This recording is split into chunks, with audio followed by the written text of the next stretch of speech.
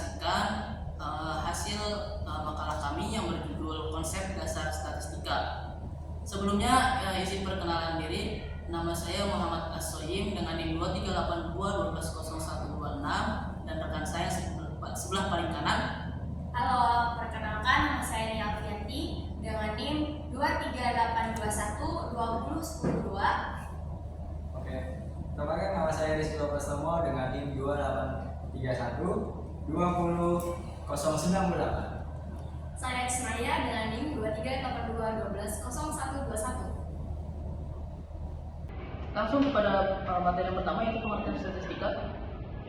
Statistika berasal dari kata status yang dalam bahasa Latin berarti negara atau hal-hal yang berkaitan dengan pemerintahan. Awalnya, statistika digunakan untuk mencatat data-data mengenai jumlah penduduk, kekayaan, pajak, dan sumber daya suatu negara. Namun, pengertiannya kini telah meluas dan mencakup seluruh proses yang berhubungan dengan data. Yang kedua yaitu pembagian statistika. Statistika dibagi menjadi dua cabang utama, yaitu statistika deskriptif dan statistika inferensial dengan fungsi dan metode yang berbeda. Yang pertama itu statistika deskriptif.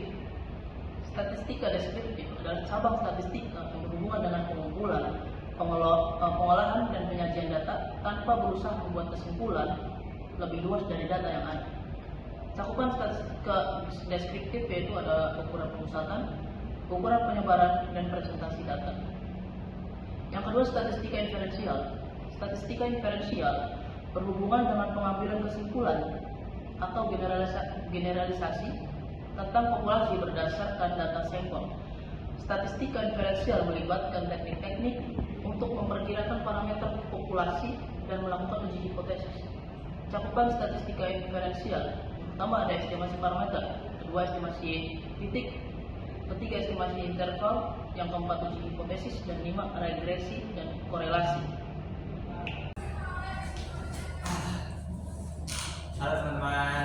Oke, dari materi yang sudah tadi teman saya sampaikan ya, selanjutnya itu ada materi yaitu peranan statistika.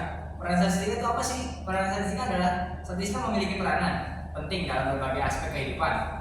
Ada dalam pengambilan keputusan, penelitian ilmiah. Berikut beberapa peran ya. Beberapa peran statistika yaitu yang pertama mengambil keputusan, pengendalian kualitas, penelitian ilmiah, prediksi dan peramalan, epidemiologi dan kesehatan masyarakat. Oke. Setelah peranan statistika yaitu adalah populasi.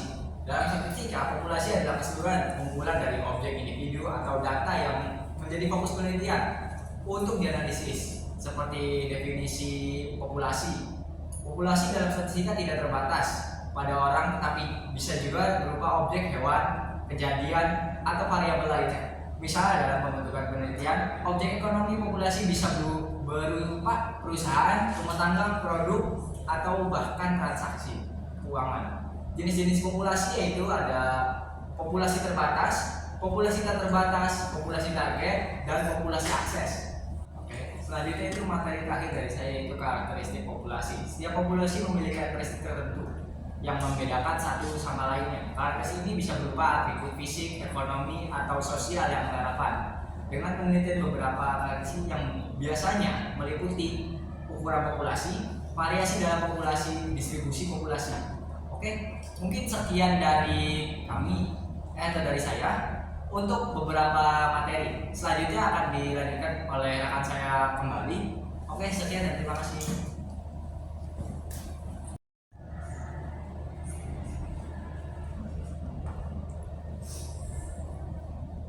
Baik, di sini saya akan melanjutkan materi yang telah disampaikan oleh rekan saya tadi. Di sini saya akan menjelaskan tentang sampel. Sampel merupakan bagian dari populasi yang dipilih untuk dianalisis dalam sebuah penelitian. Karena umumnya, populasi berjumlah sangat besar atau sulit dijangkau sepenuhnya. Penggunaan sampel membantu peneliti dalam mengambil keputusan atau menyimpulkan sesuatu tanpa harus menganalisis seluruh populasi. Yang pertama, konsep sampel yang representatif.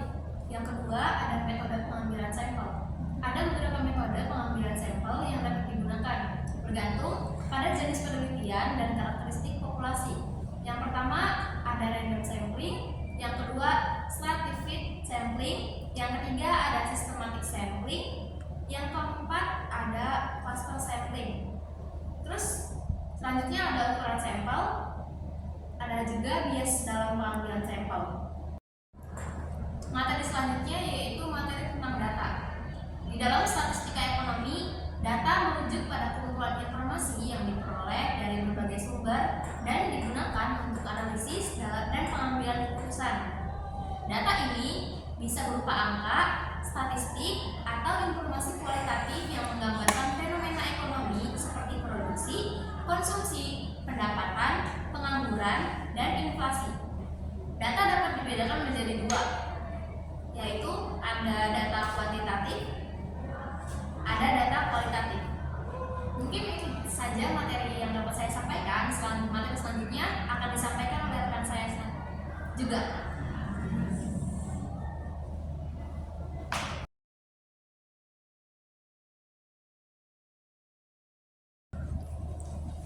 Baik, selanjutnya saya akan menyampaikan materi yang sebelumnya akan saya sampaikan, yaitu materi scoring. Dalam statistika, scoring seringkali merujuk pada metode penilaian atau pengukuran yang digunakan untuk memberikan nilai atau skor pada individu, objek, atau fenomena berdasarkan kriteria tertentu. Berikut beberapa aspek penting dari scoring dalam statistika.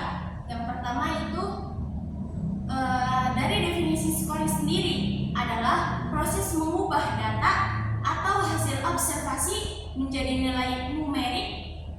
Nilai ini dapat digunakan untuk analisis. Baik, sekian materi yang dapat saya sampaikan. Saya kembalikan lagi kepada rekan saya. Nanti penonton. Baik,